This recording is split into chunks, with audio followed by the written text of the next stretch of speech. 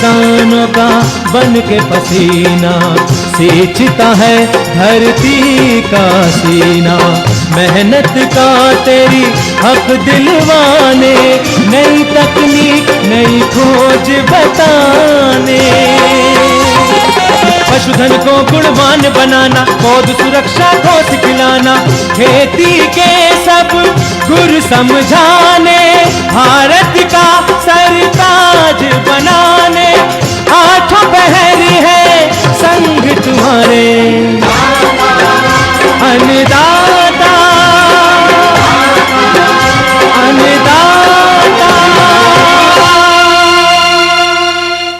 नमस्कार, मैं सिरांधा आप सभी दर्शकों का अन्नदाता कार्यक्रम में स्वागत करती हूं। किसान हमारे देश के अन्नदाता हैं और वे ही हमारे देश के भाग्य विधाता हैं। ऐसे ही भारतीय किसानों को खेती बाड़ी से जुड़ी हुई बहुत सी नई लाभकारी जानकारियां देने के लिए हर रोज सुबह हम आपके साथ आते हैं। तो चलिए कार्यक्रम शुरू करने से पहले देखते हैं क्या है आज के अन्नदाता में। तरबूज की खेती से लिया सफल किसान ने अच्छा उत्पादन। कैसे करें लवणीय मिट्टी का सुधार।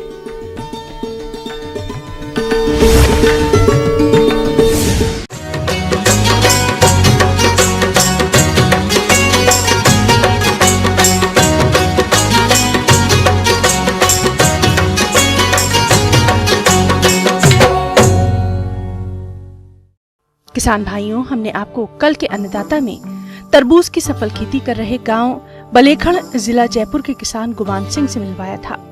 आज इसी कड़ी को आगे बढ़ाते हुए जानकारी लाए हैं कि इन्होंने तरबूज की आधुनिक तकनीक से खेती किस प्रकार से की। आइए जानते हैं इन्हीं से।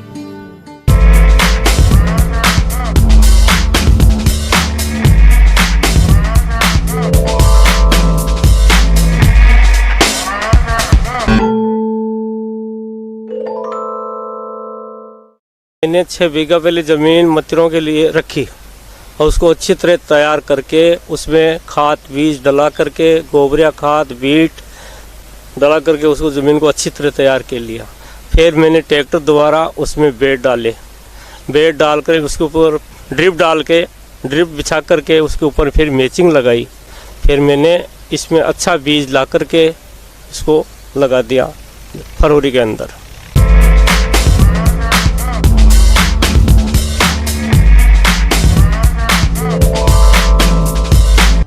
ये किसान तरबूज की खेती ड्रिप और मल्चिंग लगाकर कर रहे हैं, जिससे तरबूज की फसल में खरपतवारों की समस्या तो कम हो ही रही है, साथ ही पानी की भी बचत हुई और उर्वरकों को भी ड्रिप के माध्यम से दिया, जिससे फसल की अच्छी पैदावार हुई और उत्पादन भी अच्छा ही मिला।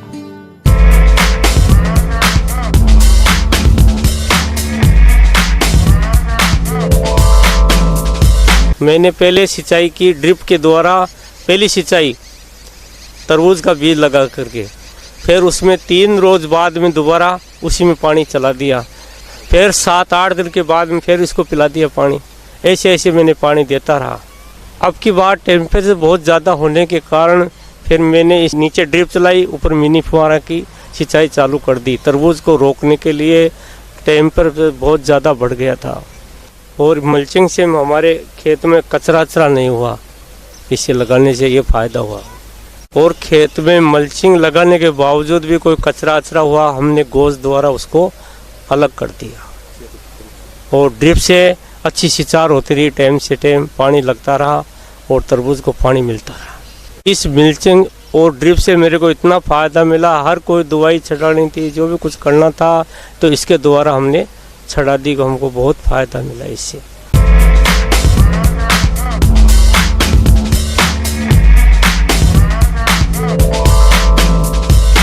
किसान भाइयों, इस साल मौसम परिवर्तन के चलते इनकी तरबूज की फसल में वायरस की समस्या आई, जिसके लिए इन्होंने दवा का छिड़काव करके उसको भी नियंत्रण में कर लिया।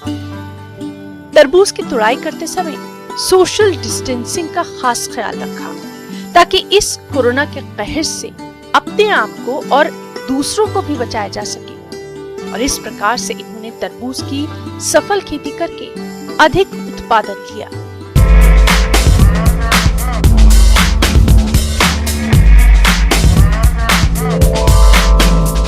ये कोरोना और ये बीमारी होने के कारण से खेत में जो मजदूर आए उनसे कोई भी काम करवाया तो उन्होंने दूरी का फासला रखा, अपना जो भी सामान साथ में लेके आए और हाथ धो करके कोरोना वायरस के कारण से साबुन से अच्छी तरह हाथ धो करके वो सब अपने घर चले गए। उनको आज तक कोई बीमारी की शिकायत नहीं रही। और हमारे खेत में व्यापारी आया तो उससे भी दूरी का फासले रखते हुए हम तरबूज उसको गाड़ी में डाल दिया। अगर ये कोरोना वायरस न होता, बीच में इसमें वायरस आ गया था, नहीं ये बाड़ी कम से 2 लाख से कम नहीं बिकती।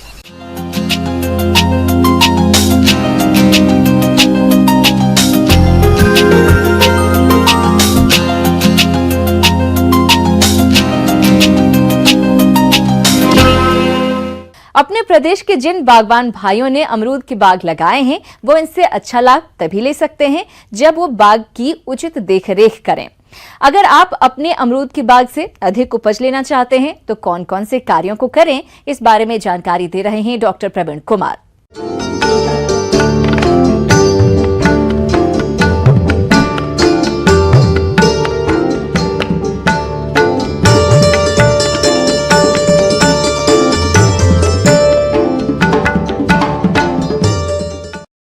किसान भाइयों, जैसा आप जानते हैं कि पूरे प्रदेश में उद्यान के क्षेत्र में यदि कहें तो अमरूद के बागों की बहुत ज़्यादा संख्या है। तो कौन कौन सी हमें क्रियाएं अपनानी चाहिए जिससे इसमें रोग और व्याधियों, कीट और व्याधियों की कम संभावना रहे, तो उन पर मुख्य जो क्रिया हैं या जो हम कह सकते हैं हमारे जो कर्षण क्रिया हैं उन पर विशेष रूप से ध्यान देने की ज़रूरत है। यदि आपको सूखी टहनियाँ दिखाई देती हैं तो उनको काट दें, और विशेष रूप से जो टहनियाँ एक दूसरे के ऊपर चढ़ रही हैं, जहाँ पर ज़्यादा घनी हैं, उनको हटा दें जिससे कि सूर्य का प्रकाश अच्छी तरह से प्रत्येक भाग में पहुँच सके। किसान भाइयों, अमरूद के बाग से गुणवत्ता युक्त अधिक फलत प्राप्त करने के लिए महत्वपूर्ण पहलू है खरपतवार नियंत्रण और सिंचाई प्रबंधन। इसलिए इन्हीं बातों को ध्यान में रखते हुए आप अपने बाग में खरपतवार सिंचाई प्रबंधन कैसे करें, आइए जानते हैं। कुछ हमारे किसानों ने निश्चित रूप से नए उद्यान लगाए होंगे तो उस पर पानी की भी आवश्यकता समय समय पर पड़ती है, तो आप निश्चित रूप से सिंचाई करते रहें। और मेरा ये मानना है कि यदि आप टपक सिंचाई पद्धति यदि अपनाते हैं तो निश्चित रूप से आपका 70% जल का बचाव होगा और बेहतर आप जल का प्रबंधन कर सकते हैं। दूसरा किसान भाइयों, आपको समय समय पर जो नवीन पौधे हैं, छोटे पौधे हैं, उनमें आप गुड़ाई करते रहें और आवश्यकता अनुसार उसमें हम सड़ा हुआ गोबर का खाद भी डालते रहें, ये भी बहुत ज़रूरी है। दूसरा ये है कि पानी का बाष्पोत्सर्जन कम से कम हो और आपके जो नीदा कम से कम हो गए, इसके लिए आपको मल्चिंग भी अपनाना चाहिए।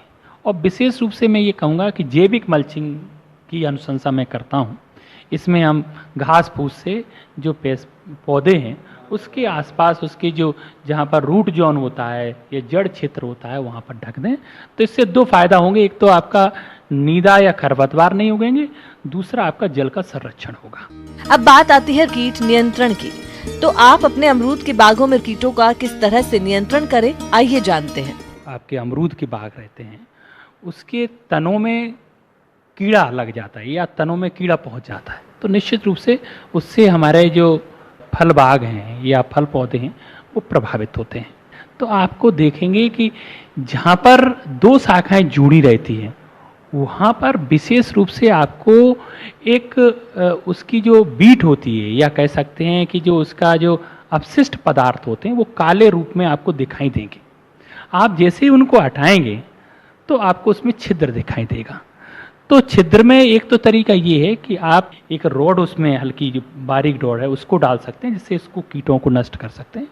दूसरा जो सबसे जो प्रचलित तरीका है जो किसान भाई अपनाते हैं, जो छेद आपको दिखा है उसमें आप वो कम से कम 4 या 5 ml की सिरिंज लें और उसमें या तो मिट्टी का तेल या हम कहें कीटनाशक में उसमें क्लोरोफायरिफॉस आप लगभग 2 या 3 ml उसमें डाल दें और गीली मिट्टी से उसको बंद कर दें। तो आप देखेंगे कि कुछ ही समय में जो आपके तनों के अंदर जो कीट थे वो नष्ट हो जाएंगे और आपके पौधों का विकास बहुत अच्छा होगा। किसान भाइयों, अभी तक आपने खेती से जुड़ी हुई कुछ उपयोगी जानकारियां देखी। अब लेते हैं एक छोटा सा ब्रेक, जल्द ही लौटेंगे और कार्यक्रम में आगे भी है खेतीबाड़ी से जुड़ी हुई महत्वपूर्ण जानकारियां। आप बने रहिए हमारे। ब्रेक के बाद आप सभी दर्शकों का अन्नदाता कार्यक्रम में एक बार फिर से स्वागत है। चलिए अब रुक करते हैं। भूमि लवणीय होती जा रही है और ऐसी भूमि को खेती योग्य बनाने के लिए हमारे किसान भाइयों को कुछ उपायों को अपनाना होगा, तभी इस तरह की भूमियों पर फसलों की खेती करके अच्छा लाभ कमा सकते हैं। तो किस तरह से बनाएं इन भूमियों को खेती योग्य, इस बारे में उचित सुझाव दे रहे हैं कृषि वैज्ञानिक डॉक्टर DS बुंदेला।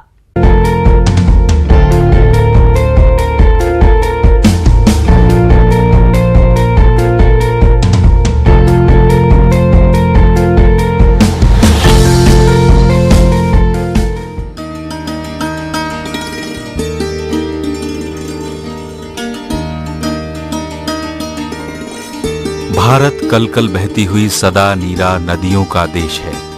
भारतीय जनजीवन के तार नदियों के साथ गहराई से गुंथे हुए हैं। अन्न उत्पादन की बात हो या ग्रामीण जनता के सामाजिक आर्थिक उद्धार की, बाढ़ नियंत्रण की बात हो या फिर ऊर्जा उत्पादन की, हमने सदैव नदियों की ओर ही देखा है। ये जानते हुए कि भारत की अन्न समस्या का समाधान सिंचाई सुविधाओं से जुड़ा हुआ है, अनेक विशाल नदी परियोजनाओं के द्वारा नदियों के जल की धारा को प्यासे गांवों की तरफ मोड़ा गया। आधुनिक मंदिर कही जाने वाली ये परियोजनाएं हमारी सराहनीय उपलब्धियां हैं। देश को इनसे अत्यधिक लाभ भी हुआ है, लेकिन मिठास के साथ कुछ खटास आ ही जाती है। जहां इन परियोजनाओं से फसल उत्पादन में आशातीत सफलता मिली है, वहीं कुछ क्षेत्रों में हमारे अनुभव अच्छे सिद्ध नहीं हुए। परियोजनाओं के कमान क्षेत्र में जल भराव एवं लवणता जैसी समस्याएं उत्पन्न हुई हैं। ऐसे क्षेत्रों में सिंचाई के कारण फसलों की बढ़ी उत्पादकता टिकाऊ साबित नहीं हो सकी। नहरों द्वारा सिंचाई का एक अपरिहार्य परिणाम है जल स्तर का ऊपर उठना। वैसे तो ये समस्या नई एवं पुरानी दोनों ही नहरों के कमान क्षेत्रों में पाई जाती है। जल स्तर ऊपर उठने के कई कारण हैं। नहरों के जाल से पानी का रिसाव, खेतों में जल का अनुचित प्रयोग एवं प्रबंध और अधिक पानी के प्रयोग वाली फसलों की खेती। इनके अलावा जल निकास की अपर्याप्त व्यवस्था और निकास प्रणालियों का समुचित रखरखाव न होने से भी ये समस्या और अधिक जटिल हो गई। उच्च भूजल स्तर और मृदा लवणता के बीच चोली दामन का संबंध है, इसीलिए जल भराव के साथ ही लवणता की समस्या भी उठ खड़ी हुई। अनेक जगहों पर सफेद लोनी लगे बंजर खेत दूर दूर तक दिखाई देने लगे। इसके अलावा आंशिक रूप से मृदा लवणता से ग्रस्त भूमियां भी उत्पादकता पर चोट करती हैं। ये विकार खेत में बड़े बड़े धब्बों के रूप में विकसित होता है। आर्थिक रूप से लाभकारी न होने के कारण किसान ऐसी भूमि पर खेती करना बंद कर देते हैं। इसीलिए बंजर लवणीय भूमि को नम रेगिस्तान या वेट डेजर्ट भी कहा जाता है। सबसे पहले तो ये लवणीय भूमि जो है ये क्यों बन रही हैं हमारे देश में, तो इनका सबसे पहला कारण जो वैज्ञानिक विधि से अध्ययन किया है, एक तो ज़रूरत से ज़्यादा जो नहर का पानी और ट्यूबवेल का पानी जो हम फसल में लगाते हैं, इस पानी में काफ़ी लवण होते हैं। यदि उदाहरण के तौर पर लें तो जब हम धान और गेहूँ एक फसल चक्र एक साल में लगाते हैं तो 1 हेक्टेयर में 1000 किलो लवण लगा देते हैं, जो कि मात्रा बहुत ज़्यादा है और ऐसा कोई अन्य चीज़ नहीं है जो हम खेती में इतना लगाते हैं। और साथ साथ इसकी जो सबसे बड़ी समस्या आ रही है, जो नहरें हैं उनसे जल रिसाव हो रहा है, जो खालें हैं, वाटर कोर्स हैं, डिस्ट्रीब्यूटरी हैं, उनसे भी पानी का रिसाव हो रहा है और उससे जो मार्जिनल और हमारा लवणीय जल है, भूजल है, वो ऊपर आ रहा है। और जब यह जल भूजल आपके 5 फुट पे आ जाता है तो ये ज़मीन को बहुत ज़्यादा ख़राब करना शुरू कर देता है। इससे जो हमारी जलग्रस्त लवणीय भूमि बनती है और जब ये कैटेगरी भूमि की बन जाती है तो इसमें फसलों का नुकसान 50% और उससे ज़्यादा होता है। इन ज़मीनों को ठीक करने के 2 तरीके हैं। एक तो पहले इसको रोकने का तरीका है कि कम से कम जल जो फसल को ज़रूरत है, जिसमें उसका उत्पादन ना घटे और अधिक से अधिक उत्पादन मिले, उतना जल हम लगाएं, चाहे वो नहर का हो या आपके ट्यूबवेल का। अपनी भूमि का टेस्ट और पानी का टेस्ट हर 2 साल के अंतराल पर कराते रहें, जिससे उन्हें अपनी भूमि की स्थिति पता रहेगी। मृदा सुधार के अंतर्गत सबसे पहले आप मिट्टी के नमूने की जांच करवाएं। उसमें यदि पीएच की स्थिति लवणीय है तो आप खेतों में जल भर दें या पलेवा कर देना चाहिए तथा कुछ दिनों तक खेत में पानी को भरा रहने दें, जिससे खेत की मिट्टी में मौजूद लवण और क्षार पानी के साथ घुलकर जमीन के अंदर चले जाते हैं और जो पानी खेत में रह जाता है वो खेत की मृदा में मौजूद लवणों को हटा देता है। इसके बाद जो पानी खेत में भरा रहता है उसको निकाल देना चाहिए। दूसरा ये है कि जो जमीन खराब हो गई है उनके लिए CSSRI ने एक भूमिगत जल निकास प्रौद्योगिकी का विकास किया है और पूरे देश में एवं प्रदेश में ये 71,000 हेक्टेयर भूमि में लगाई जा चुकी है।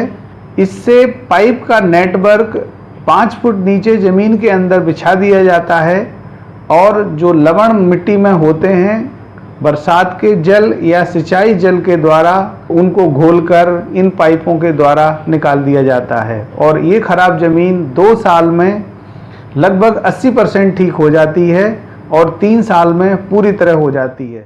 आगे और भी हैं खेती बाड़ी से जुड़ी हुई बहुत सी रोचक जानकारियां, पर यहाँ पर रुकेंगे एक और ब्रेक के लिए। जल्द हाजिर होने के बाद एक बार फिर से आप सभी दर्शकों का अन्नदाता कार्यक्रम में स्वागत है। बढ़ते हैं अगली प्रस्तुति की ओर।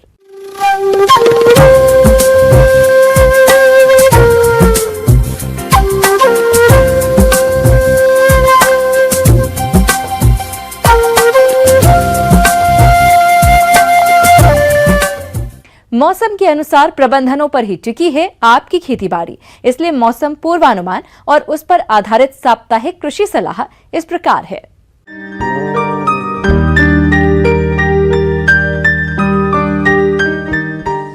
ग्रामीण कृषि मौसम सेवा, भारत मौसम विभाग, श्री कर्ण नरेंद्र कृषि विश्वविद्यालय जोबनेर द्वारा भेजे गए मौसम पूर्वानुमान के आधार पर जिले में आने वाले 5 दिनों में बारिश की कोई संभावना नहीं है।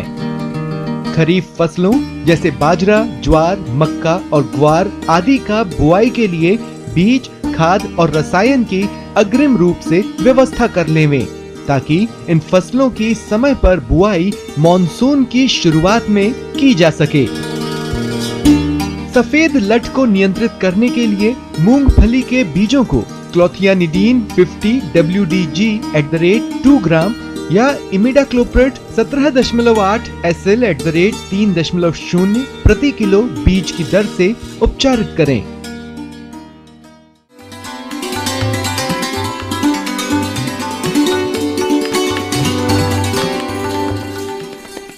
अन्नदाता हेल्पलाइन निःशुल्क फोन संपर्क सेवा के माध्यम से आपके द्वारा पूछे गए प्रश्नों में से 1 या 2 महत्वपूर्ण प्रश्न को हम अपने कार्यक्रम में शामिल करते हैं। इसी के तहत आज का चयनित प्रश्न और उसका जवाब इस प्रकार है। आज के अन्नदाता हेल्पलाइन में जिस प्रश्न को कार्यक्रम में शामिल किया गया है उसे पूछा है ग्राम प्रतापगढ़, जिला अलवर के किसान सुखवीर सिंह ने। आप मशरूम में आने वाली समस्याओं के निदान पर जानकारी चाहते हैं, तो सुखवीर जी आपकी जानकारी के लिए प्रस्तुत है कार्यक्रम का यह अंश।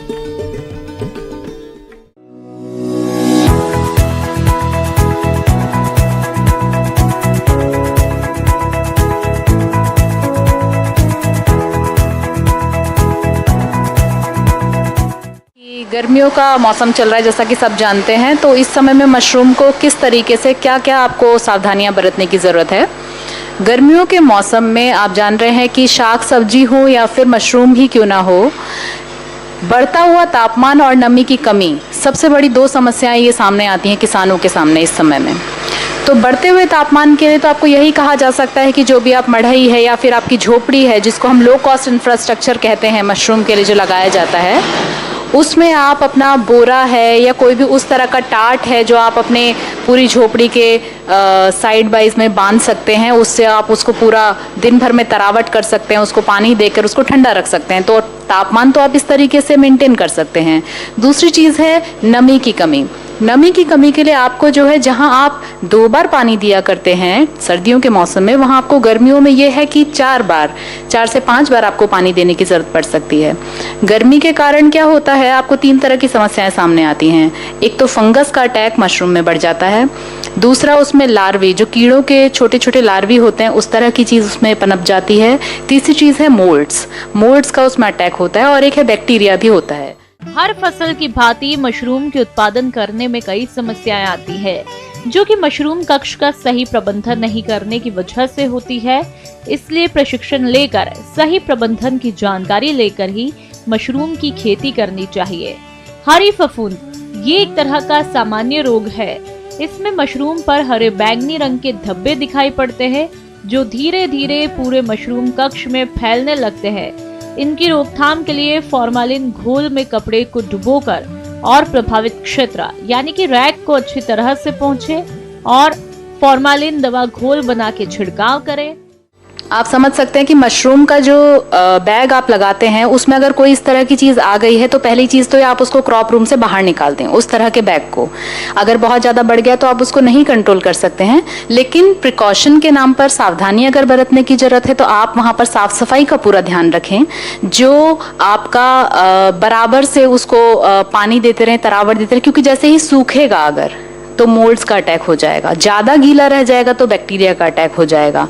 अपने जितने भी काम करने के औजार हैं उसमें निराई, जितना भी आपका पानी देने का है, कुछ भी जो भी उसको छू रहा है, तो वो पूरा अपनी हाइजीन का ध्यान रखे। कीड़े मक्खियों की समस्या, स्कैरेट मक्खियाँ, फोरेट मक्खियाँ, सैसिड मक्खियाँ मशरूम और स्पॉन की गंध पर हमला करती है। ये भूसी मशरूम पर अंडे देती है और फसल को नष्ट करती है। इनकी रोकथाम के लिए मशरूम कक्ष के प्रवेश द्वार, खिड़कियों और रोशनदारों पर पर्दा लगा दे। मशरूम गृहों में मक्खीदान अथवा मक्खियों को भगाने की दवा का इस्तेमाल करें। कुटकी या पिल्लू ये बहुत पतले एवं रेंगने वाले छोटे छोटे कीड़े होते हैं जो मशरूम पर दिखाई देते हैं। ये हानिकारक नहीं होते हैं, किंतु जब ये बड़ी संख्या में मौजूद होते हैं तो नुकसान पहुंचाते हैं। इनके नियंत्रण के लिए मशरूम कक्ष और आसपास साफ सफाई रखें अथवा नुवान दवा का घोल बना के छिड़काव करें। जब भी मशरूम कक्ष में जाएं तब हाथ एवं पैरों को अच्छी तरह से साफ करें और मुंह पर मास्क जरूर लगाएं। गर्मियों में जो दूधिया होता है उसको आप पानी देते रहते हैं लगातार, तो उसका एक साइज है, जैसे वो उसका कैप अटेन कर लेता है ऊपर, और उसका जो है आपका साइज जैसे आपको दिखने लगेगा कि ऊपर से जो मशरूम है उसमें उसकी जो कैप होती है वो खुल जाती है, नीचे से उसके गिल्स आपको दिखाई देने लग जाते हैं, पत्तीदार जो गिल्स होते हैं। उस स्टेज पर आप उसकी तोड़ाई कर सकते हैं, उसको घुमा करके। कभी भी मशरूम को खींच के नहीं तोड़िएगा, मशरूम को हमेशा उसकी सतह से घुमाते हुए तोड़िए, जिससे कि उसको जो उसका माइसीलियम नीचे चल रहा है वो भी डिस्टर्ब ना हो और आपका मशरूम का फ्रूट बॉडी भी टूट के आपके हाथ में आए। किसान भाइयों, अन्नदाता आपकी सेवा के लिए संकल्परत है। कृषि संबंधित समस्या एवं सुझावों के लिए आप हमें इस पते पर संपर्क कर सकते हैं। प्रोड्यूसर अन्नदाता, news 18 Rajasthan, Ramoji film city, Hyderabad 501512। साथ ही आप हमें ईमेल भी कर सकते हैं। हमारा ईमेल है p18annadatarajasthan@nw18.com।